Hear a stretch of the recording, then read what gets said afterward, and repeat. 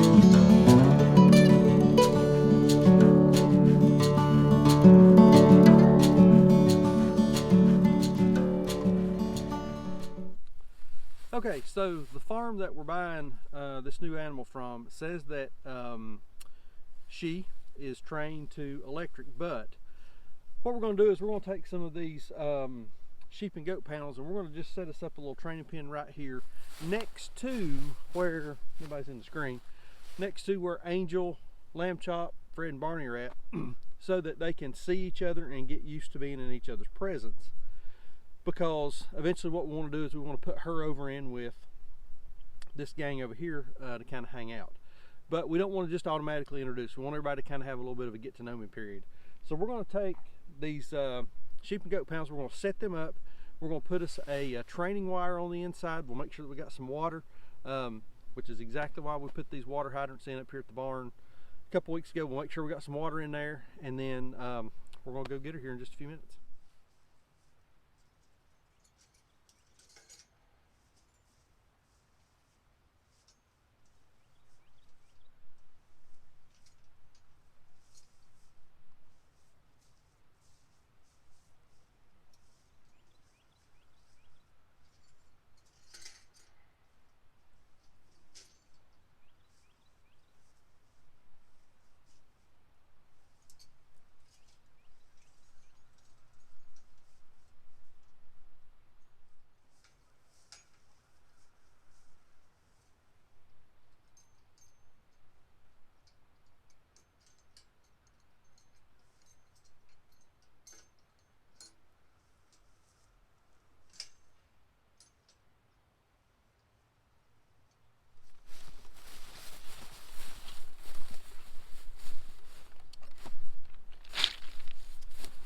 I initially was only going to use, I think, 8 of these green sheep and goat panels, but I think they're 8 or 10 feet. It's not going to be enough, so I went back and got the rest of them. So we're going to put them up and finish making this a little bit bigger. Don't anticipate her being here for very long, but for the time that she's here, I want her to have plenty of room, plenty of grass to eat, and that kind of thing.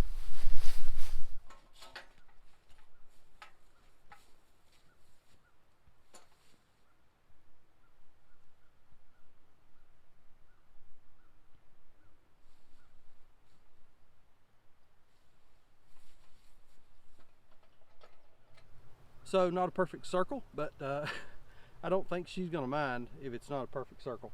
So we got these panels set up. We're going to put some posts on the inside perimeter of the pen here. pull some wire, and then we'll put some power to it. Like I said earlier, even though the sellers of this animal say that she's trained on electric, the last thing we want to do is bring a new animal onto our farm, put them inside electric thinking that they're trained, and then they bust through and then they're gone, and you lose them. So we're just going to put her in a secure area, make sure that we've got that training solidified. She knows what the power is.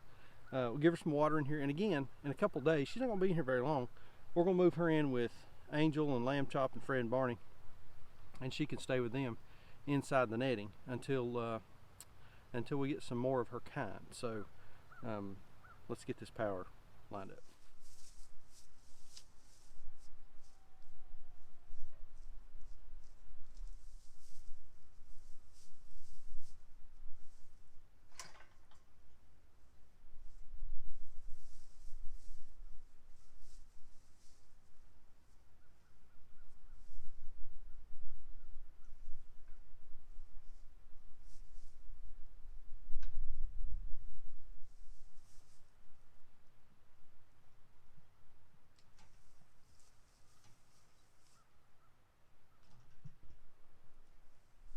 Okay, so we've got our wire stretched all the way around the inside of the perimeter of our little training pen.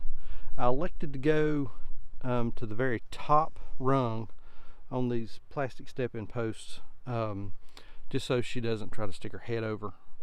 If she does, she'll learn that that's hot. Also, another thing that we're going to do right here, I have set this post out away from the fence a little bit. We will put the drinker up and under that, so that half of the drinker is covered with the wire and the other half is not. So when she goes to drink, she'll learn not to touch that wire.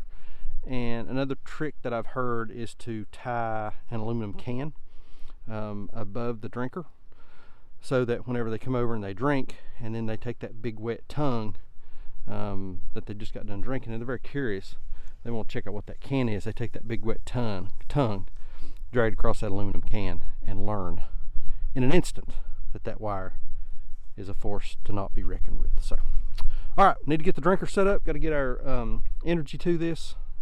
About time to go.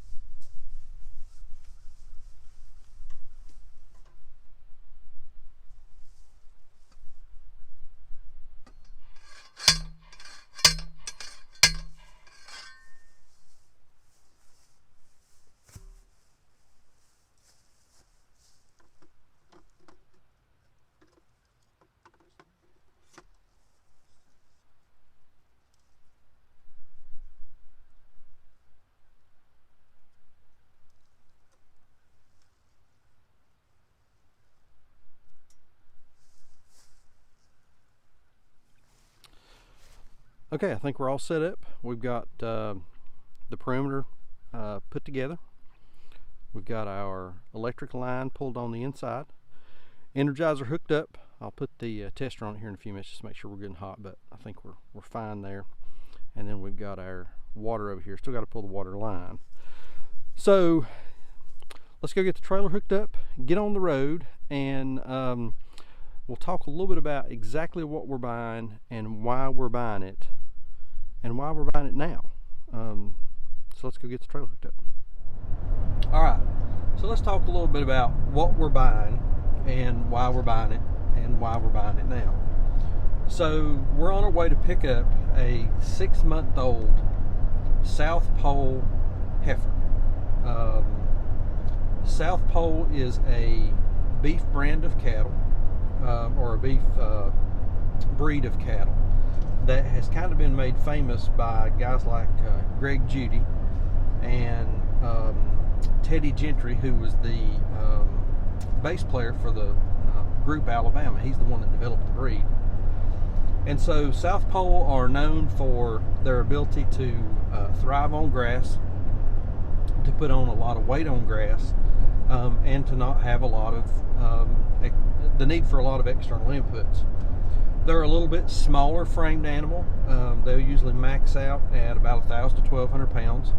So stocking density in terms of heads, number of head on a property can go up because you've got 1,000-pound animals instead of 1,500-pound animals. So we think, after all the research, reading everything we can read, we think that it's a good choice for our farm. Now, why are we buying this animal now whenever we've still got some fencing work to do? Well, for the most part, we have pretty decent perimeter fence all around the farm. There are some places that need some work, and we're going to get to that. But for right now, it's one animal. She's pretty small, probably in the 400, 425 pound range. So there's no reason why she can't live with the lamb and the two goats. So we can keep her inside some netting. She comes from a reputable farm. We're not sure if she's going to be a good animal to breed, but at the very least, we can feed her out and process her later on whenever she gets to the appropriate size. So we got some time. It's a good chance to go ahead and get some ruminants, get another ruminant on the property. We've got a lot of stockpile forage from back in the spring, summer, and fall. So we need something there that can help, eat a little bit of grass. So we're excited to get her from that perspective. We want to build out a good beef herd so that we can be providing our own grass-fed beef to our customers. But that takes a while. It takes a while to get a beef on the ground, fed up to slaughter size and to the processor. So, you got to start somewhere, and today is as good a day as any. We're going to continue to partner with Parker Farms here in Wilkes, who we've been buying our steers from and our beef cattle from for processing for, a little over a year now. So we're going to continue to partner with those folks until we can get, our stuff up and going, because again, they raise animals the same way we would, and do a real good job, and raise quality animals. So that's kind of where we're at. That's why we're buying. That's why we're buying now. So we'll see how it goes. We started with 6 pigs, and we've got 90 some now. We'll start with 1 cow and see where that ends up in a couple of years.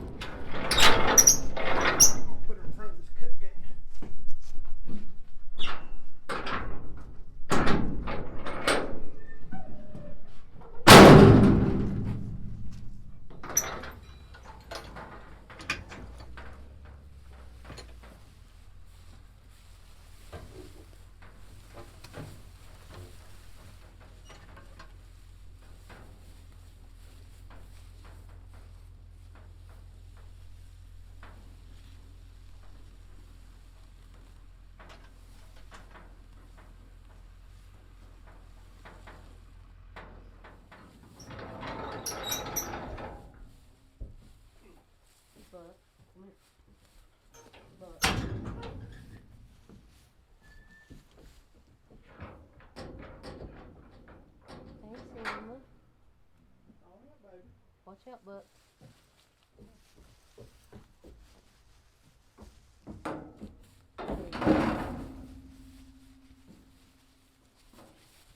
Now she'll kick the snot out of you, Buck, and kill you.